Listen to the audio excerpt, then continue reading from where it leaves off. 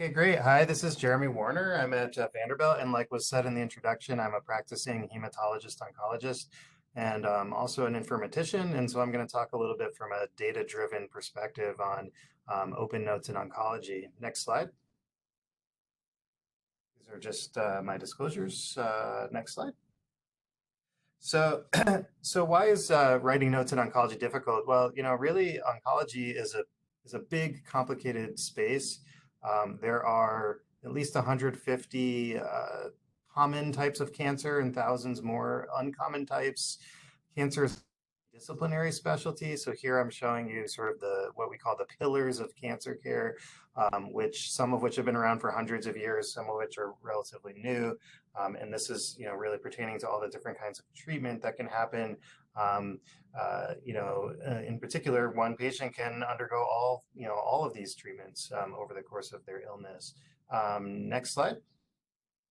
And cancer is longitudinal, so for patients with advanced cancer, this is showing what we call the cancer journey. So, there's this diagnostic period, then followed by a hopefully very long period of treatments, as well as an increasing need for palliative care, symptom management, and then eventually in the incurable setting, end of life concerns such as hospice. And during all this period of time, there are multiple treatments, there are responses to treatments, hopefully remission, inevitably progression, and complications of treatment, side effects, long-term issues that arise.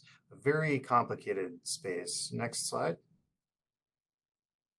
So this is, you can kind of click through this. Yeah, so this is, something that we worked through a couple of years ago with in a workshop, kind of just thinking about, what are the issues that a cancer patient might want to address, around the time of diagnosis, especially in the setting of precision oncology when there's genomic testing on top of everything else.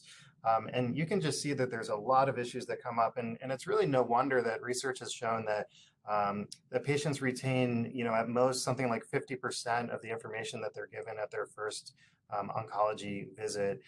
And so certainly the documentation of that visit would be really valuable for a patient to go back and understand. Of course, they're also, have the opportunity to see their treating clinicians multiple times and go over many of these aspects over time. But, it's really, I think, to kind of, lay the groundwork for understanding what the disease is, what's going to happen, what are the economic consequences, what is the time span that can be expected, the prognosis, treatment, side effects, and all that kind of thing. So, I think like some other sensitive areas, there have been barriers to sharing notes. And so, first of all, like I've already alluded to, what we're dealing with here often is life and death, and it's, cancer still has a stigma, not like it did 50 or 100 years ago, but certainly it's quite serious. The care process is complicated and notes are filled with jargon, just sort of inevitably. It's multidisciplinary, like I said. There is, unfortunately, a lot of bad news, but not all news is bad. And even when it seems to be, and an example of that would be a radiology report that might look like things are worse, but actually in the context, things are better. And that does happen. And then finally, cancer patients are prone to PTSD. I'm happy to discuss that more in the question and answer period, but there is some literature to back that up. Next slide. So, because of that, BIDMC, Beth Israel, where I trained, there was a delay in rolling out open notes to the oncology department. And what that gave us, and what I'm going to talk about next, is actually an opportunity to do some quantitative analysis of how the character of the notes changed before and after this go live period. So the first thing that we did. Okay, so I don't know if there's any way to move. Yeah, there we go. So great. So the first thing we did was actually look at words in notes in isolation and look at how they were related to each other and whether those relationships or pairs of words went up or down after this open notes go live period. We were especially interested in words that might have a lot of emotional impact, terminal and hospice and incurable, and it turned out that actually those words, their use didn't really change as much as we'd expected, but we did certainly find that certain word pairs changed before and after, and we used this network visualization to kind of get at that, where the blue links are things that became more common and the red ones became less common after open notes. If you advance to the table, Great. So this just shows a couple examples. You see the word pairs with the top five there. Four of them have the word distress in them. Now you might think that that's emotionally loaded. In this case, it's actually part of a quality improvement initiative to actually increase the use of distress screening in cancer patients. And so that's why you see that word increase quite a bit. As far as the words that decrease or the pairs that decrease quite a bit, maybe you can't say too much more about that. Two of them have the word home, two of them have check. This is really preliminary, but as you can see from those p-values, very significant changes, as statistically significant in the before and after periods. Next slide. So then we've started to take this further, and instead of looking at words in isolation, which can only tell you so much, we've started looking at what are called Engrams. And so what those are is a series of N words up to and including an entire document, but usually smaller than that, so like phrases, sentences, things like that.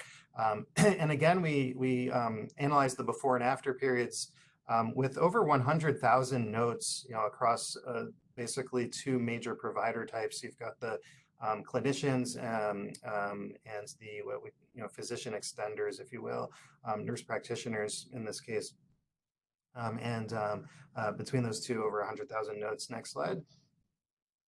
And so I read our paper, but just kind of some high-level summaries. What we found is that providers were different. So on the left there, what you see is someone who before Open Notes was using many long phrases that were pretty consistent across their notes. And then after Open Notes, they started using many more short phrases. So what that might be is someone who stopped using boilerplate and started using more tailored notes instead of using some sort of phrase that was copied and pasted.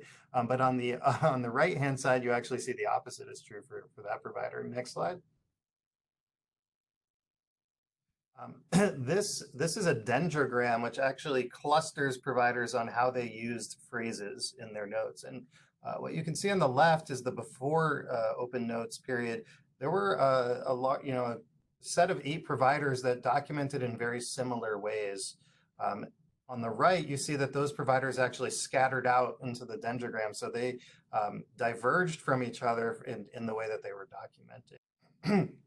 So again, this is pretty early work. There's a lot more to do, but what we did find is that Open Notes does have a quantifiable effect on provider documentation, looking at the before and after periods. And in particular, some providers become more uniform in their note writing, and others become less so. Right now, we're looking at things like readability, and then the content itself and how those change before and after. Thank you. Some acknowledgments of my collaborators.